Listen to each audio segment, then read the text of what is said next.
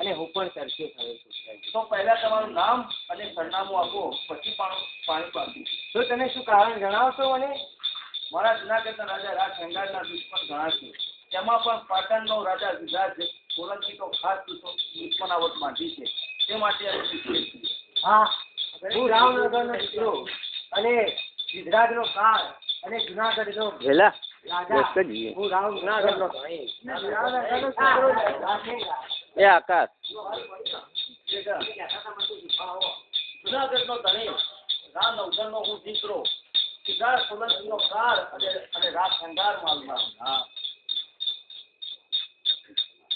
અને તમારું નામ? અને તમારું નામ? અરે હું હરમંત પ્રજાપતિની દીકરી રાણક મારું નામ. એવું તમારું નામ છે, એવું તમારું રૂપ.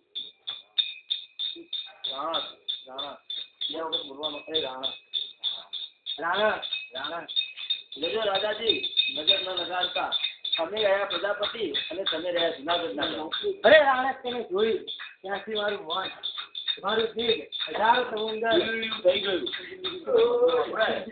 હજારો સમય ડોલી રહ્યા છે. એ રોકેને આ બાજુ કેમ જો હું પડી આ જૂનાગઢમાં ગિરનારની ચોકડ હું પડી તો રાણક તરત પડી અને તરત મારી જીઓગ્રાફી કરો ખબર નહીં મારા ખાવતો ના રાજપૂત અને હું એક તુફાનની જાત કદાચ શક્ય નહીં બને.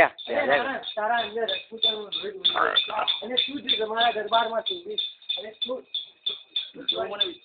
એવો મને વિશ્વાસ છે.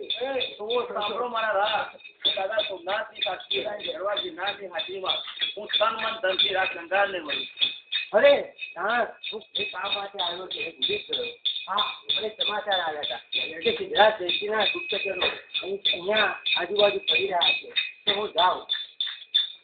જલ્દી આવજો.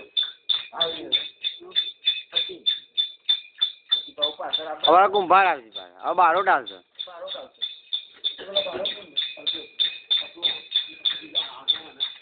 અમારા વાર છે હજી તો. એ તો બારોટ છે ને.